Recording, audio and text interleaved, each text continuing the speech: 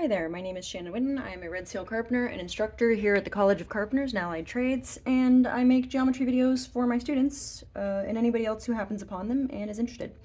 Today I'm going to walk through how to geometrically create an octagon given the length of the octagon from side to side, or the length of a square side that the octagon would fit within.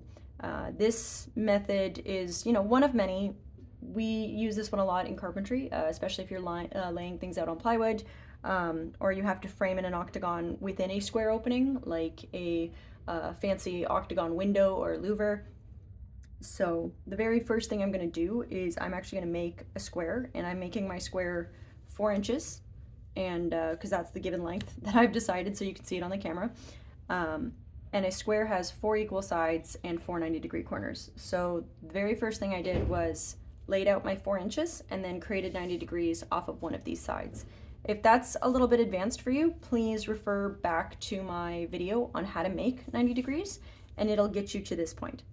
Some of my students at this point may just create 90 degrees on the other side, and that's fine. That's a totally acceptable method.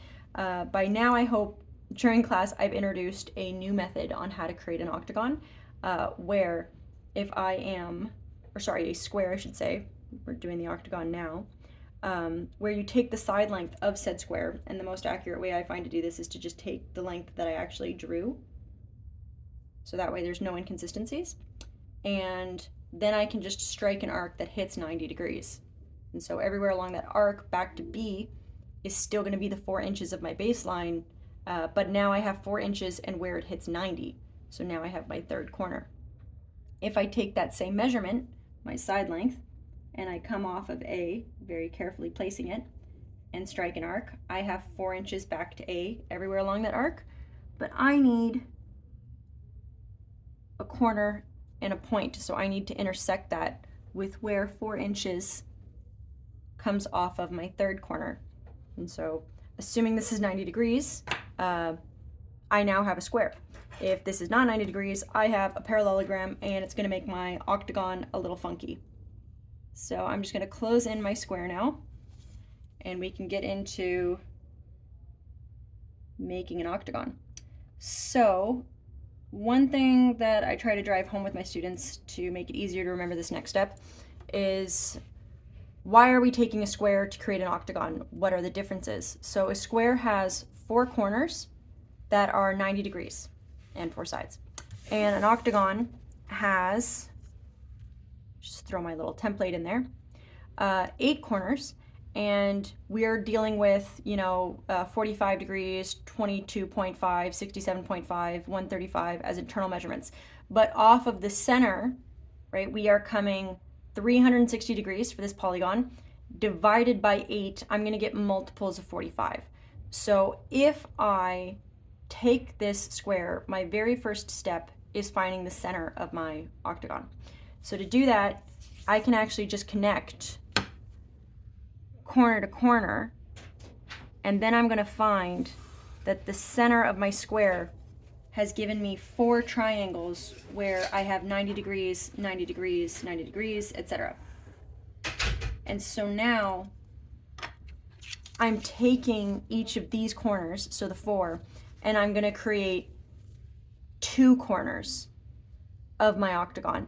And by doing that, I'm going to take that 90 degrees and cut it in half to get 45. It just looks a little funky when you're starting out. So for this next step, once I've found the center, I'm going to set my compass to the center from any of my 4 corners. Assuming this is actually square and I found my center correctly, I should be the same distance from all 4 of my corners to my center. Right? My students are working within a 1/16 accuracy, so this is where you want to take your time and make sure your square is really, accurate, and then the rest is just kind of autopilot once you set your compass.